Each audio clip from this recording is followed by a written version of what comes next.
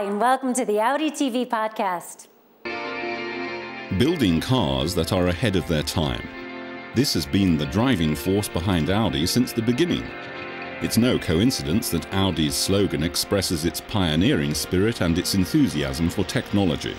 Vorsprung durch Technik.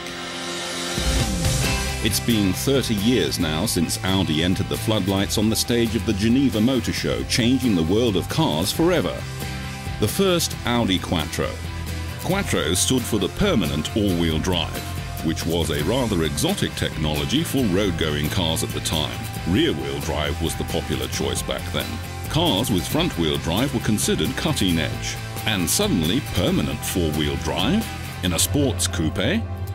People were shaking their heads and wondering how we were going to sell even 500 cars. But after 11 years, 11,425 cars were sold. That shows that the concept worked. And today, 33% of all Audi cars sold come with a Quattro drive. And that's really something. Audi has produced over 3.3 million cars with its all-wheel drive so far. The origins of the Quattro drive in 1977, though, were a matter of happenstance and circumstance. Testing the Audi 100 was a big thing back then. Those cars had about 200 horsepower. The board of directors were taking a test drive with the development engineers in Finland at Arctic temperatures. It was then that they realized that a small vehicle equipped with all-wheel drive would perform extremely well on snow and ice. The car in question was the rather unexciting but effective military off-road vehicle, the Volkswagen Iltis.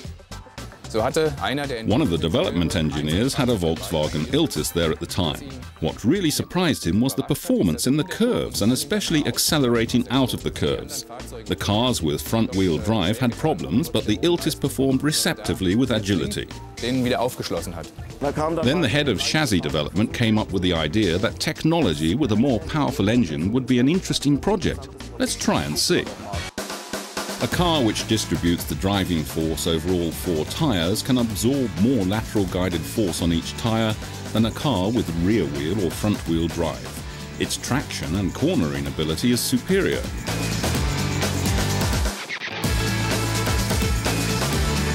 The first Audi Quattro boasted 147 kilowatts or 200 horsepower, reaching a top speed of 220 kilometers or 137 miles per hour.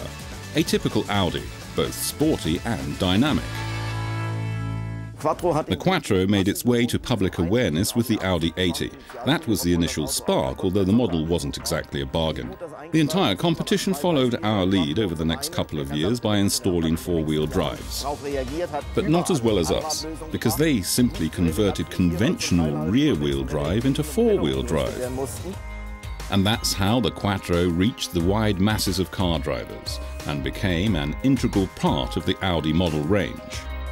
And there was no longer denying Quattro's success after this television commercial came out in 1986.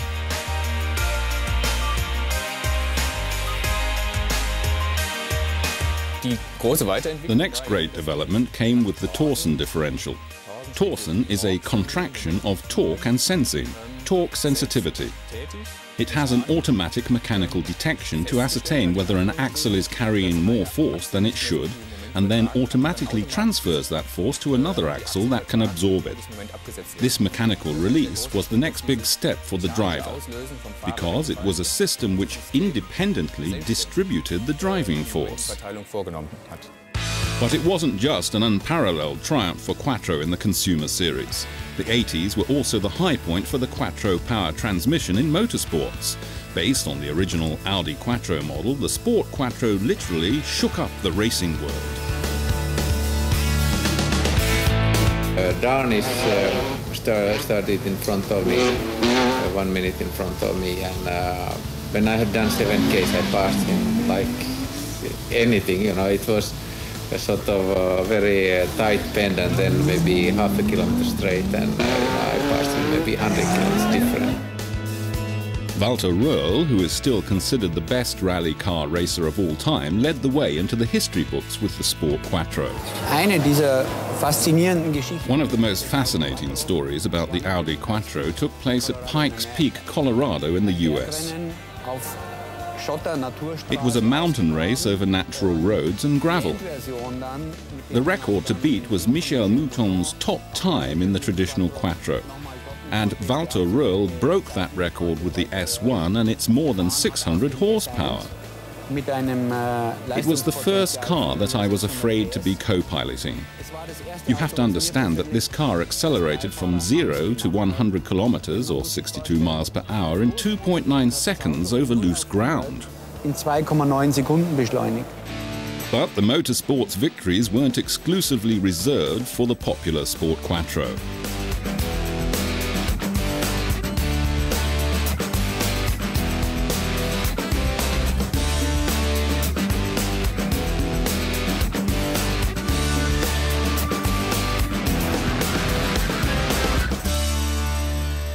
In 1998, the popular Quattro technology expanded into the compact car segment with an individual solution.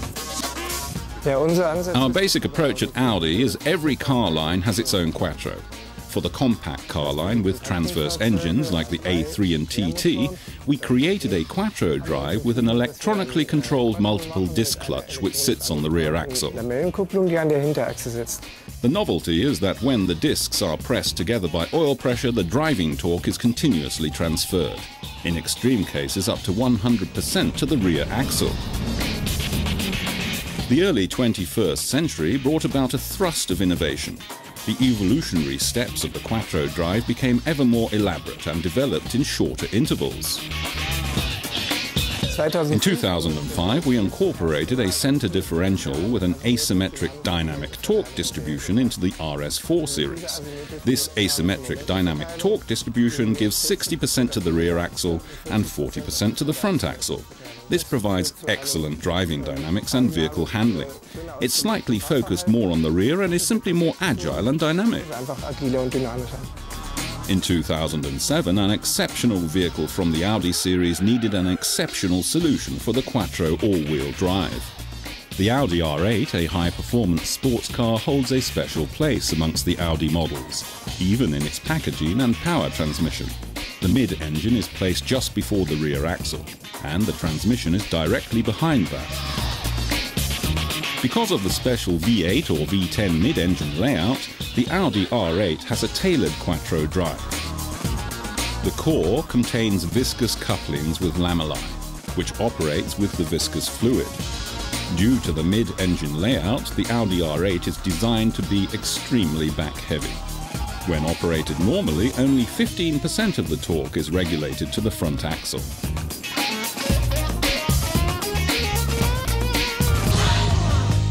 Further developments to the ambitious and dynamic sports car segment continued in 2008 and 2010. A first step in development marks the new sport differential in the Audi S4 all-wheel drive. The sport differential is the icing on the cake of the Quattro drive. It makes it possible not only to distribute the torque between the rear and the front, but also between the left and the right.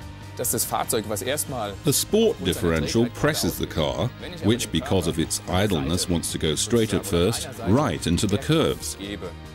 That's because there's more torque on the outside wheel. It's really like driving on rails, like on carving skis. And finally, in 2010 came the latest evolutionary step in Quattro technology with the new power machine Audi RS5, the crown gear differential.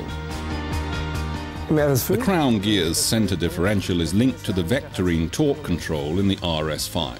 That's a smart software solution from the brake management. Regardless of how the driver steers, the system sends braking energy to all four wheels to improve the handling. I like to call it a smart combination of mechanics and electronics. This concentrated use of high technology enables precise and controlled handling and increased traction, as is the Audi Quattro tradition.